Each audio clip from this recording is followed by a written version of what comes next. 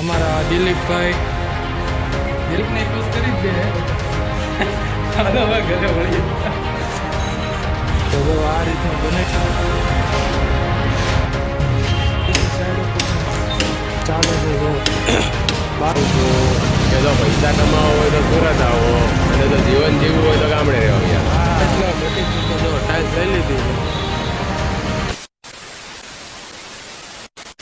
નમસ્કાર મિત્રોને, તો આજનો વ્લોગ શરૂ કરીએ કારણ કે આજનો દિન ખાસ છે અને ખાસ છે આજનો વ્લોગ. તો હવે આપણે જઈએ છીએ ટાઇલ્સ વાળા ત્યાં કારણ કે આજે બે પેટી ટાઇલ્સ ઘટી હતી. તો હવે ટાઇલ્સ લઈ આવીને ફટાફટ દઈ દઈએ એટલે એનું કામ પૂરું કરે. અને આપણે યારે છે એક મહાન હસ્તી અનિલભાઈ વાઘ. અરે મહાન હસ્તી મહાન હસ્તી છે આપણે યારે, એટલે આપણે જઈએ છીએ અનિલભાઈને લઈને અને ટાઇલ્સ લઈ આવી ફટાફટ દઈ દઈએ એટલે એનું કામ પૂરું કરે. તો એટલે ઘટી હતી તો જો ટાઇલ્સ લઈ લીધી છે.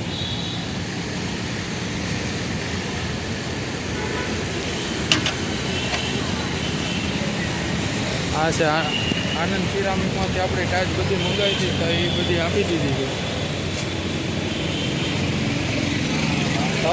નીકળી ગયા છે હું અમારા અનિલભાઈ. જો તમારે ક્યાં કેવું છે? હા, કહેવાનું તો શું છે ભાઈ, લાઈક કરો, સબસ્ક્રાઈબ કરો અને ચેનલને શેર કરો. અને જેથી કરીને અમારા જીગાભાઈનો જે વિરોગ છે કે ને એ બહુ ઉપડે અને તમને અવારનવાર આવા જે વિડીયો જે છે કે ને એ તમને અનુભવ કરાવે. કન્સ્ટ્રક્શન સાઇટની તમને માહિતી મળે. હા, એલા ભાઈ માહિતી ખરેખર જાણવું બહુ જરૂરી છે. બીજા બા ફાલતુ વિડીયો જોવા એની કરતાં કંઈક જાણવા મળે એ મહત્વની છે ને વસ્તુ યાર. ખરેખર તો આ જીગાભાઈ જ્યારે સંઘર્ષ કરે છે આ સંઘર્ષમાંથી આગળ વધવાનું છે. તો જ્યારે સિગ્નલ આવી ગયું ત્યારે હંમેશા સિગ્નલ તોડવું નહીં. સિગ્નલ તોડજો, ફોટો ફાઇન આવે અને આપણે દેશને એ હિતનું કાર્ય કરવાનું હંમેશા યાદ રાખવાનું. હવે ટાઇલ્સ લઈને આપણે જઈએ હવે સાઈડ ઉપર. મંદિર આવી ગયા. હા, ગણેશ દર્શન કરી લ્યો બધા. આગળની મહત્વનું છે, છૂટે તો ભાઈ નવી આવી જાય. આપણે હાથ નાટ્ય પાસે તો એ નવા પાછા કરવા અઘરા છે. પડી જાય યાર. હા, થોડું બધું બહુ શાંત થતું. હા, હવે એ અલગ પાછું જુદો. હા, ખરેખર. હા, એમ કરતાં થોડુંક ધીમે ધીમે. અને જુઓ ખરેખર મિત્રો, હું તો તમને ખાલી એટલું કહું છું કે જો પૈસા કમાવો હોય તો સુરત આવો અને જો જીવન જીવવું હોય તો ગામડે રહેવા યાર. હા હા, પહેલા પૈસા કમાઈ લે અને પછી ગામડે વયું જવાનું. કે વેલ સેટ આપણે તો વાંધો નથી. અત્યારે હું ગામડે રહું છું.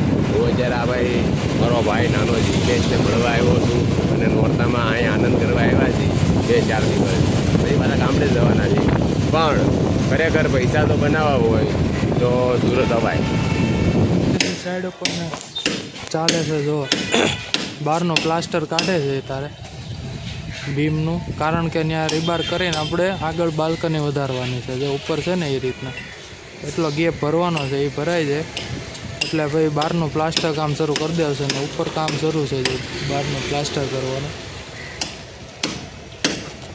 આ રીતનું કામ શરૂ છે ને ઓલી બીજી સાઈડ ઉપર શરૂ છે દાદર બનાવવાનું કામ. દાદર ચોંટાડે છે, હમણાં તમને બતાવું ત્યાં છે કેવો દાદર ચોંટાડ્યો છે.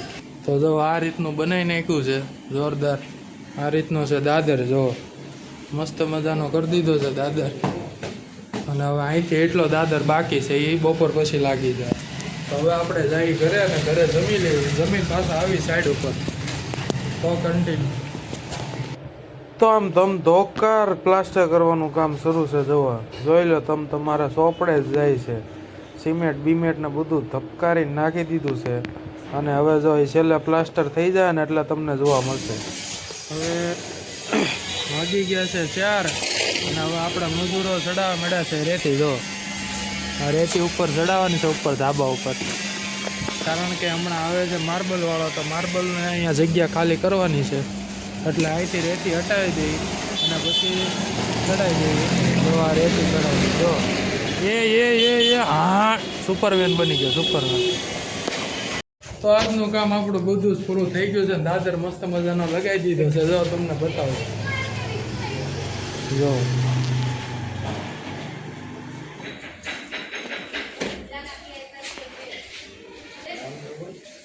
અમારા દિલીપભાઈ લગાવ્યો છે જોરદાર. જો આ એની મહેનત રંગ લાવી છેલ્લે.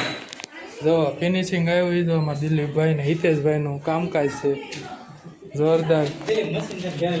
જોરદાર કામ કરી નાખ્યું છે અમારા દિલીપભાઈ અને હિતેશભાઈ.